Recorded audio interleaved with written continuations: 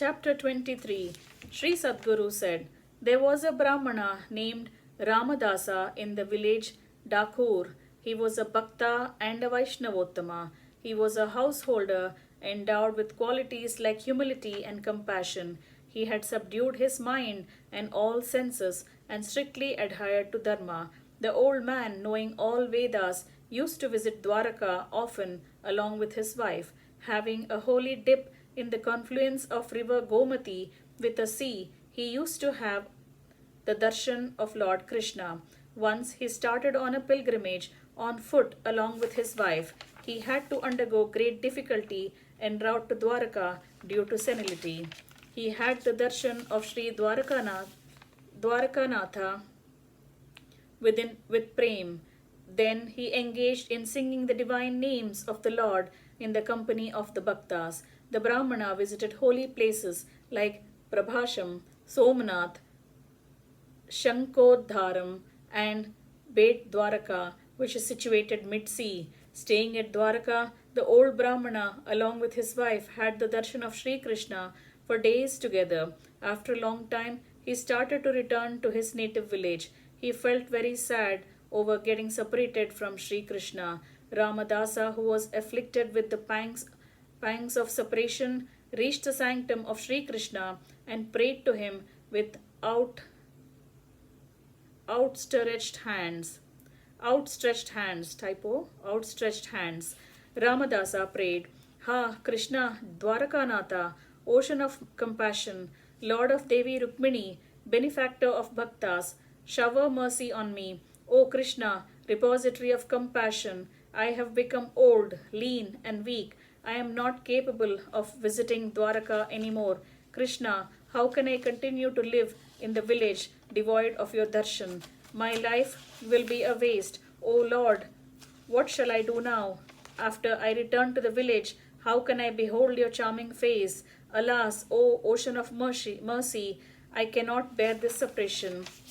Sri Sadguru said, thus lamenting, immersed in the thought of Sri Hari, Ramadasa slept laying near the temple gate. Sri Bhagavan, the ocean of mercy, blessed him with his darshan in his dream. He consoled the great Bhakta with very sweet words. Sri Bhagavan spoke, O Brahmana, the best of the sadhus, get up at once and look at me. Do not feel sad. See, there is a cart outside the temple. Let me be seated there and then take me to your village. Sri Sadguru continued.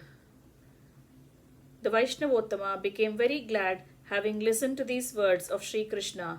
In the dark of the night, Sri Dwarakanatha was seated in the cart. The Brahmana and his wife drew the cart homeward. On the way, the Bhakta fainted due to weariness. At that time, Sri Krishna put him in the cart and started drawing the cart himself. Thus, travelling all through the night, Sri Krishna, the Brahmana, and his wife reached the bank of river Gomati at dawn. The sadhus, the priests, came to Dwaraka temple to perform the waking up ceremony. They became astonished not to find Sri Krishna there. In search of Sri Dwarakanatha, they reached the banks of river Gomati. There they found Sri Krishna seated in the cart accompanied by Ramadasa and his wife. Those Brahmanas got enraged and blamed Ramadasa, the Bhakta, to be a thief. Ramanatha wept bitterly as he could not bear separation from Sri Krishna. O Brahmana, give that much gold equal to the weight of Sri Krishna and then take him home. Yes, we mean what we say, the Vaishnavas told, as they thought that the Brahmana would not be able to give gold enough to the weight of Sri Krishna and hence would return home. But the Brahmana's wife happily agreed to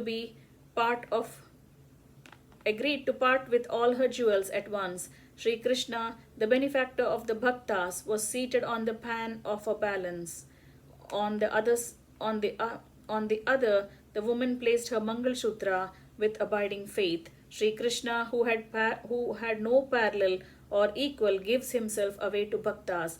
Hence, he caused his weight to be equal to the weight of the Mangal Sutra of the chaste woman. Seeing this miraculous event, all shouted, Hari, Hari. They spoke high of the old man and his wife and praised Lord Krishna. Lord Krishna, who enslaves himself to the devotees, reached the village Dakur. There, the old Brahmana erected the temple and installed Sri Krishna.